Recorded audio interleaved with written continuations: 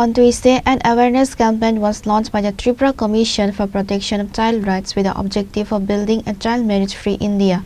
The inaugural ceremony featured Jharna Debbarma, Chairperson of the State Commission for Women, as a special guest. Jharna Debbarma, Chairperson of the Tripura Commission for Protection of Child Rights, was joined by several prominent officials to launch a new initiative against child marriage. To combat the practice within the West Tripura district, 3 specialized awareness vehicles were officially flagged off, distributing leaflets and informative materials, educating the public on the legal and social consequences of child marriage, providing resources to local families to ensure child safety and rights.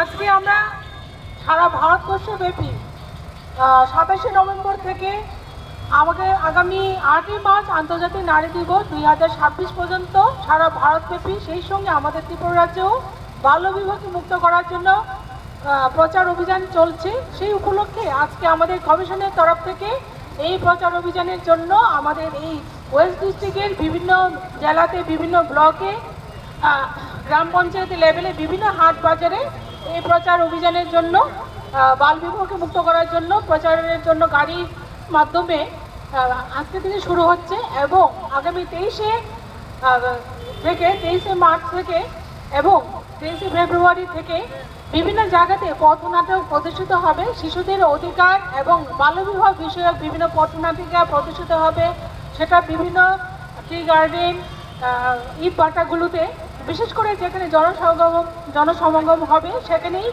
বিভিন্ন পটনাটিকার মাধ্যমে প্রদর্শিত হবে বাল্যবিবাহ থেকে কিভাবে মুক্ত করা যায় আমাদের ত্রিপুরা রাজ্য থেকে।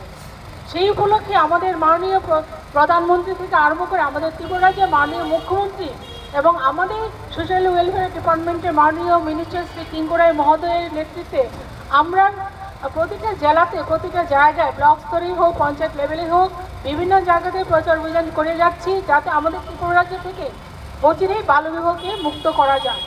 এবং আপনারা যারা মিডিয়া বাইরে এখানে আজকে উপস্থিত হয়েছেন, আবারও আপনাদেরকে অনেক অনেক ধন্যবাদ জানিয়ে আমার ছোট্ট বক্তব্য এখানে শেষ করছি।